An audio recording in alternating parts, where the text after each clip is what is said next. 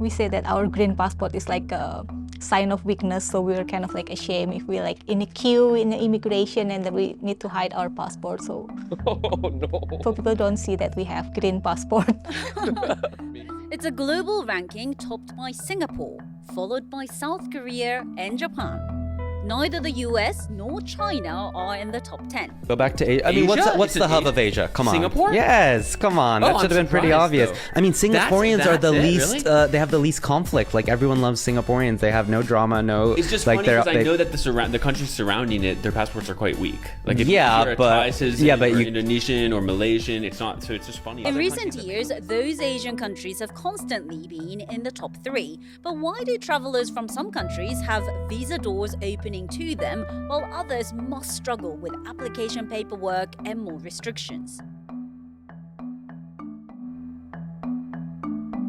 I'm Mariko in Singapore, and this is Asia Pacific from the BBC World Service. Twice a week, we bring you Asia Pacific stories, unpacked by those who know them best.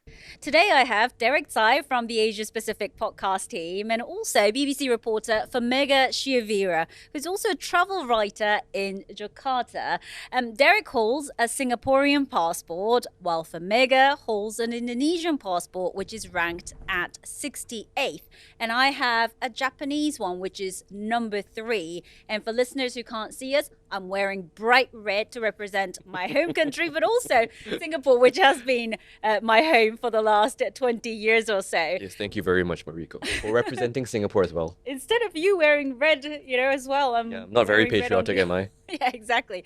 Let's start with how this is measured, because there are a number of rankings, and one of which actually puts the United Arab Emirates at the top. But we're talking about the Henley Passport Index, which is, I guess, more widely recognized. So how do they measure whose passport is stronger than others? They measure one of the metrics is how many countries in the world allow the passport visa-free access, visa-free, e-visas, and visa on arrival. And I think Singapore has more than 190 countries that grants it visa-free access. Yeah, because I was looking at their index from 2 years ago, and Japan was number 1, and then Singapore somehow overtook us. So we'll talk about how you did that. Well, we're just better. Getting controversial in the first answer. But for Mega, as Derek said, this is about visa-free access. I guess when you hold a pretty powerful passport, you don't really realize it, but you holding an Indonesian passport, but also being a travel writer, have you had any examples where you felt like, wow, like my passport is not as powerful?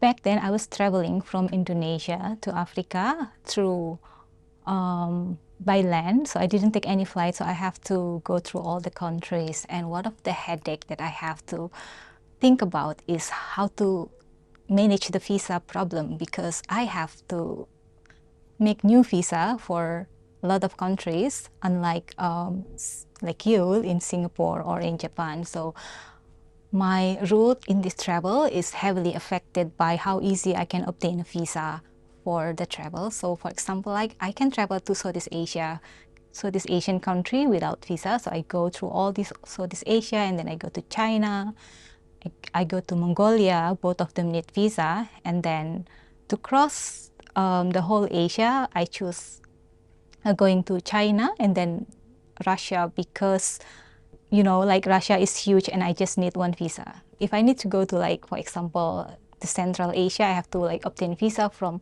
each of the countries, and all of that is a headache for me. How did you get all the visas? Like, how long did it take you to actually obtain the visas to be able to actually travel across Africa to write that book? Yeah, so I need to make Chinese visa, and then Russian visa, and then Mongolian visa. And for Russian visa, it's very difficult because they only give me like exact amount of days, and it's around 30 days. And Russia is so big, so I have to like move very quickly so I can Rush cross the through. whole country in 30 days. Yeah, and then like for European visa, luckily I already applied for a Schengen visa multiple times, so they gave me 1-year visa. But like my first Schengen visa is very difficult to get. I remember back then there is no, so nowadays they use like agent to taking care of the visa. But back then I have to queue in front of the German embassy, like queue in the heat for like 1 hour with like all my document and queuing so I can get permission to enter their country. So that's like kind of like humiliating experience for me.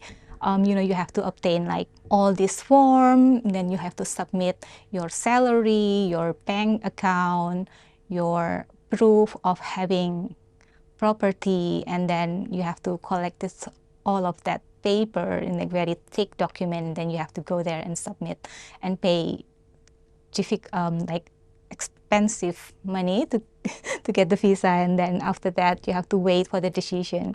I remember having a Filipino colleague who I think was going to the UK for work and then wanted to travel to France and then had to get a letter from the BBC to, you know, as a proof that he's actually got a job instead of just wanting to go in and, you know, I think the fear was that he would overstay the visa and stuff like that. Yeah.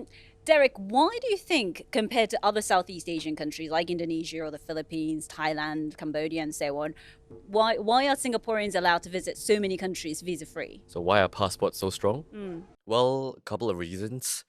Singapore is a really small country, so we've built really strong diplomatic ties with other countries, and so we allow them visa-free access into Singapore, and they reciprocate that favor. It's also the fact that Singapore is so small, our border is so secure. We are not that afraid of people coming into Singapore and overstaying their welcome, because it's very easy to catch. Like, people who overstay their welcome in Singapore. It's so small. That, and also our economy is very strong. Our currency is strong, which means that countries that allow us to go in visa-free, they are not that afraid also. They're not worried that we will go there and overstay our welcome to find jobs there illegally, because we can just come back to Singapore and work. That, and also this perception that Singaporeans are very well behaved and we are very rule abiding. So they're not that worried or concerned that Singaporeans will go there and create trouble. I think, but you know, all the reasons that you mentioned, they apply to the Japanese passport holders as well. But that's why I was wondering, like, how you managed to overtake Japan in the last couple of years, you know, because I think there are 3 or 4 countries that you can visit without having to apply for a visa that I can't. And I really tried to look for an official reason for it. I couldn't find it. I don't know. Yeah, I can't answer that either. But just picking up from what Farmiga said just now, did I hear correctly? There are agents in Indonesia that help you apply for visas now. Is that a thing? Yeah, now they have agency like where we should apply, and we cannot apply to the embassy directly. We have to go to this agency and then apply for a visa, which like make it more expensive but also more efficient, because we don't have to queue in front of like these embassy anymore. Now they have like nice office with aircon, but yeah, still like another process. I was looking at the ranking of other Southeast Asian countries, and I think Thailand ranks 63rd, so that's not that much better than Indonesia, but Malaysia ranks the 10th. Do you know why that is, and how does that make you feel? Yeah, we see Malaysia as our competitor. Like, you know, Indonesia and Malaysia is very, very close in culture, and also we are very close to each other. We often compare to each other, so that's why like Malaysia position is much higher than Indonesia, makes like Indonesian feel very envious. Also, I think it's because like all of the factor that Derek mentioned before, but also there's a factor of diplomacy that I think Indonesian is not really doing good in that term, so they cannot have like bargaining power to make you know, like relation with other country that can give us free visa. As with Malaysia, I mean, there's a lot of feud happen in the internet between Malaysia and Indonesia, and that about visa is like, oh, we are feeling like it's okay if like Singapore is like high above us. We know that like Singapore is, you know, like very rich and different with Indonesia, but like Malaysia, we really take it personal, and we really like hope that Indonesia can get like, oh, we have to beat Malaysia. It's really interesting because, growing up in Northeast Asia, I'm all familiar with competition between China, South Korea, and Japan. But yeah, I didn't realize like there was a kind of a similar Yeah. competition happening in Southeast Asia as yeah. well. It's like sibling rivalry, Yeah, sort yeah, of I to an guess. extent. Yeah. Yeah, exactly. We have the same language and culture. We say that our green passport is like a sign of weakness, so we're kind of like ashamed if we're like in a queue in the immigration and then we need to hide our passport. So Oh no. people don't see that we have green passport. Yeah. I want to ask both of you, do you think, we've been talking about how freely we can travel as a tourist, but do you think, Famega, by being an Indonesian passport holder, has it affected, maybe your ability to get a job, or, even once you get a job, getting opportunities internally? Because, within the BBC, maybe, Derek can get into a country a lot easier, and therefore you might actually miss out on opportunities. Have you had experiences like that?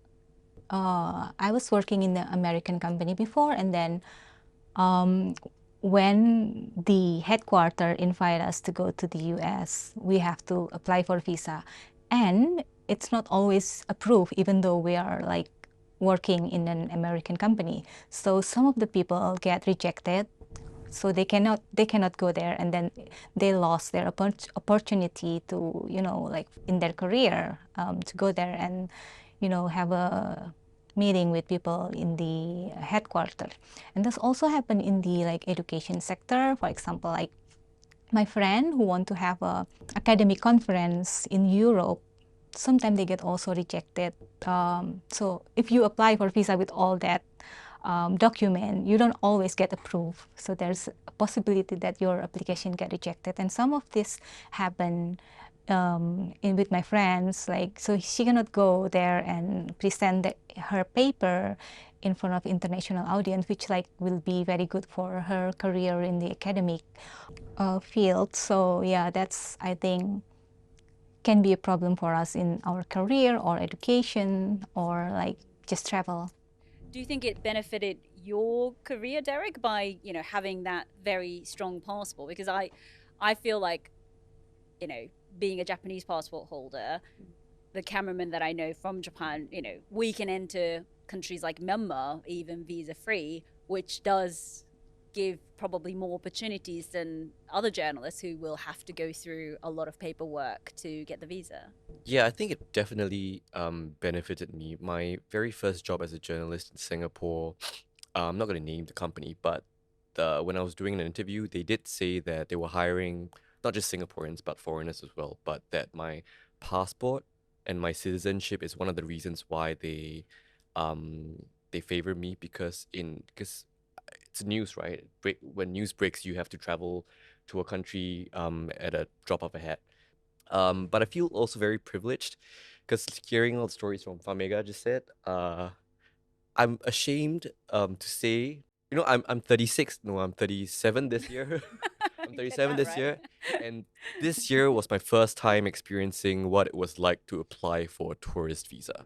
Where did you go to have to India. apply? Okay. Wow.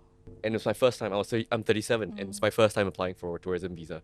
I don't think I've actually, what am I now? I'm 44 and I've never had to apply for a tourist visa. I had to apply for like a journalist visa or business visa and so on. But yeah, I don't think I've ever had to apply for a tourist visa.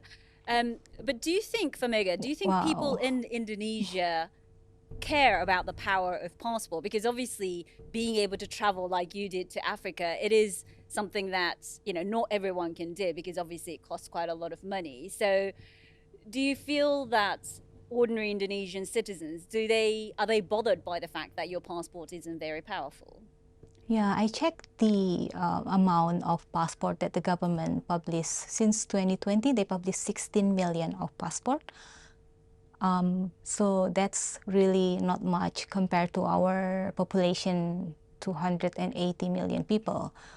But even though people did not travel, it's always making news, and this ranking of passport, it always make news every year. Like if Singapore get like better rank, we will know because we saw it like as a this news is very interesting for us because we are so weak. Our passport is really weak, and we take it personal, even though we don't necessarily need to go to travel or go into this country, but like we saw it as like like personal insult for us as an Indonesian if we don't have we have to apply visa for these countries. I was reading that though, that a lot of Indonesians go to Saudi Arabia, don't they? But I guess you still have to get a visa to visit Saudi Arabia as well. Yeah, I think we need to have visa for tour for doing this religious activity like Umrah or Hajj, and I think a lot of people will have visa, will make passport just to go to Saudi Arabia.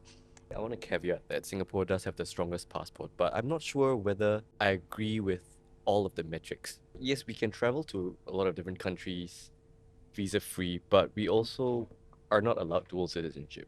So if you compare our passport to, say, a European passport, where there's a lot more free travel between the Schengen region, and you can work wherever you want, but we can't. I think it will be great if we can have like system like a Schengen passport who can allow us to go anywhere in Asia or at least Southeast Asia to work and to travel. Yeah, I wonder if that was ever thought about, like ASEAN. I guess ASEAN have the visa-free travel. Yeah, but we can't work anywhere we want within ASEAN, even though we can travel visa-free into each other's countries. Yeah, because my husband is British, so when the kids were born, we used to joke, oh, when they're at the age of 18, they have to choose between the Japanese and British passports. And when our eldest was born, it was before Brexit. So, it was still kind of while the Japanese passport is stronger in terms of visa-free access, when it comes to being able to work anywhere in the European Union,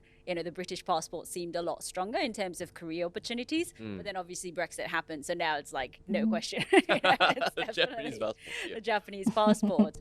I do wonder though, because I was looking at the US and China, and what's notable is the declining strength of the American passport, while Chinese passport has been climbing rather quickly. So I think the US is no longer in the top 10, while China climbed from the 94th to 64th. So it's still not, Singapore, Japan level, but they have gained quite a lot of visa-free access.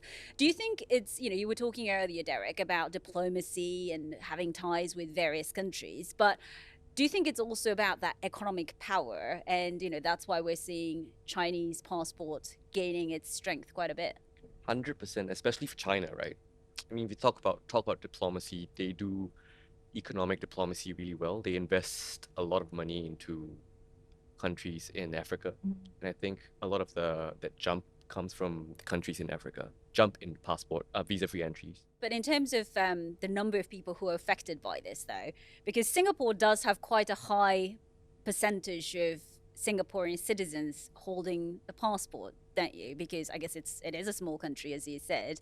But in Japan, I think I was reading something like only 1 in 5 or 6 citizens have a passport. So it doesn't even actually matter whether our passport is strong. And I think, it's partly because of the various options that we have within Japan that you can just travel, and also the language barrier. Not many people speak English fluently, so they don't travel as much. But yeah, I do wonder like how, while it does make news headlines in Indonesia and obviously Singapore and Japan as well, in terms of like national pride and ego, in terms of the power of our passports, how much impact does this ranking actually have on individuals who might not actually be traveling as much, for Mega? Even though people who don't have passport would like to have option with this very weak passport, it kind of like affected our dream to go somewhere. Yeah, I mean, speaking to you really makes me feel like I should, make the most of travel more. The passport and travel more. But you guys are privileged. We are.